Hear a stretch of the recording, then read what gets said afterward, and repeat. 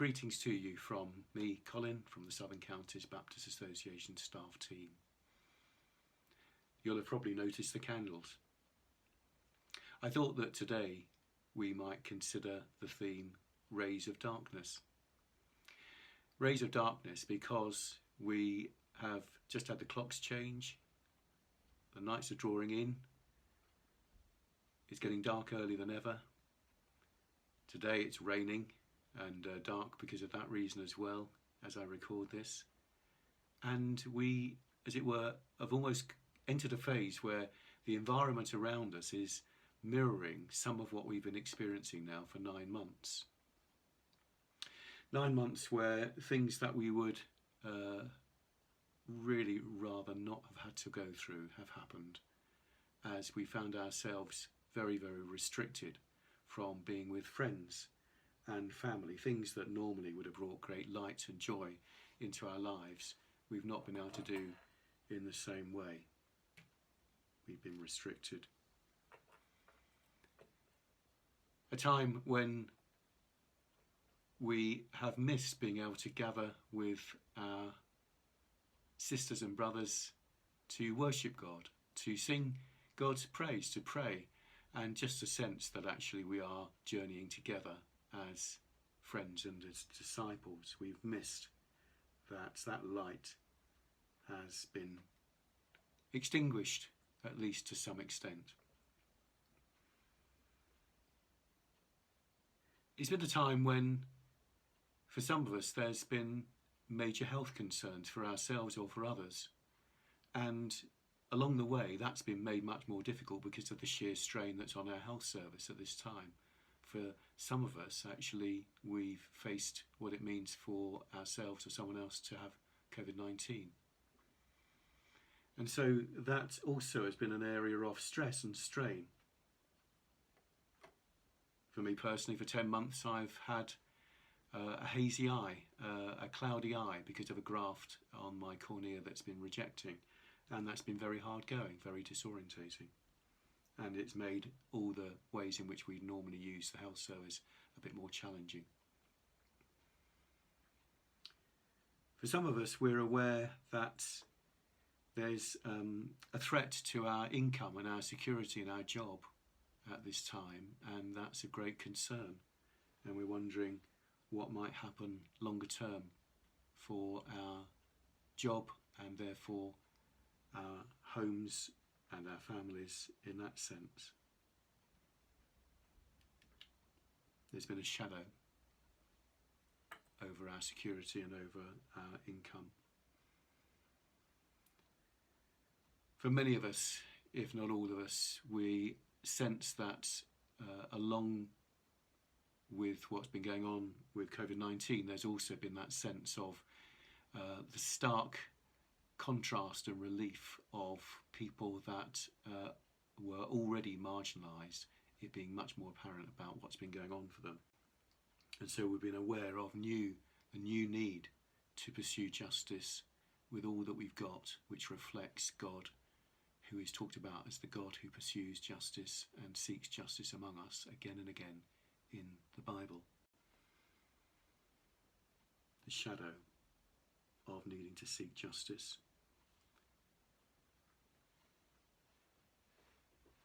So in all sorts of ways, there's been a dimming or an extinguishing of things which we have normally taken for granted. Of course, the one that actually has affected all of them is the coronavirus itself, and the longing for there to be a breakthrough for a vaccine, as well as for the ongoing treatments that's there. Just that sense of how long, oh Lord, how long, that we share with all people in all places across the globe. The shadow that it's cast and continues to cast going forward as well. We thought this might be over in a few weeks, then we thought it might be a few months. Now we know that actually it is going to go through into the new year with all sorts of impact and effects on things that actually normally have brought us great joy as we've gathered together, not least leading up to and over Christmas as well. Because all these things are things which we rightly enjoy and are part of our lives, but we start to rely on their tokens and signs and symbols of the life that God grants us and the goodness of God's gifts. But there's always the chance, there's always the danger that actually we settle for the gifts themselves rather than being able to concentrate as those gifts are dimmed or overshadowed or even extinguished on the God who gives them.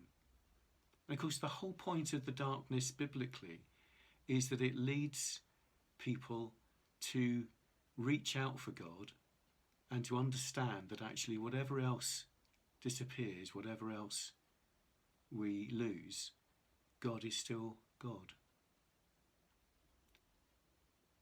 Now, there is a resistance to the darkness, of course, in me, and I expect in you. And we never seek it out, of course, but I'm intrigued by the people of God with Moses, who they weren't really that great fans of the fact that Moses was prepared to go into this dense cloud where God was, from the desert into the darkness of the cloud. When he did come out of the cloud, they were a little bit worried as well. They were quite glad it was him and not them, frankly. And so in the end, he had to say, don't be afraid. God actually is wanting to refine you and help you to trust in him so that you actually live your lives well and don't sin. Darkness as a theme that grows us is writ large into the Bible. Sometimes it's more known as desert. 40 years in the desert, 40 days in the desert. Sometimes it's about struggle and suffering. So we're told that Jesus himself learned obedience, learned what it was to live truly as the Son of God, through his suffering and setbacks. Extraordinary statement. Jesus himself told a story of a seed needing to go in the ground if it was to bear much fruit, into the moist, dark, damp abandonment of being placed under the surface of the earth until life emerged.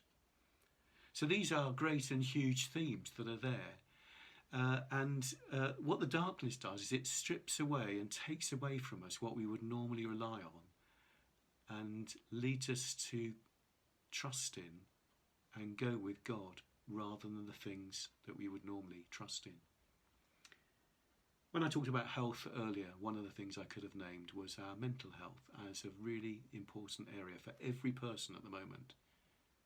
And one of the things that happens with our mental health is that all the things that we've normally relied on, or our sense of ourself and identity, how we normally present ourselves, or the things we normally get to do, whether we're leaders or ministers, whether it's in our work or in our family or in the community, those things no longer function in the same way. We can't prop ourselves up by thinking I'm okay as a person because of these things.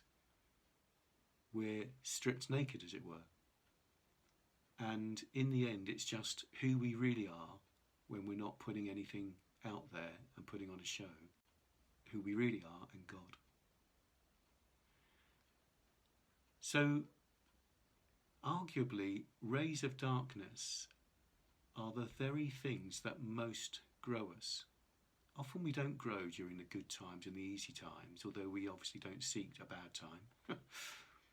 It's during the times when things are challenging that we most know we need to get back to basics and to trust God. And God is the God who actually, darkness is as light to God. There's no place we can go away from God's light. But it is actually God's light, not the light of other things that ultimately we're called to trust in and to stay with. So here is our story. Here is the story of the cross and resurrection, where darkness and light, terror and joy, loss and fullness are woven together in one word of grace and promise. A ray of darkness that proves to be a dart of love. May you know somehow that the darkness that you've experienced in different ways, the shadows, that within and through them, God is beckoning you to be the one, when all the other things are extinguished and dimmed, to be the one who you turn to and trust in. with all your heart afresh, His light to guide your way and to be enough to give you the strength for each day.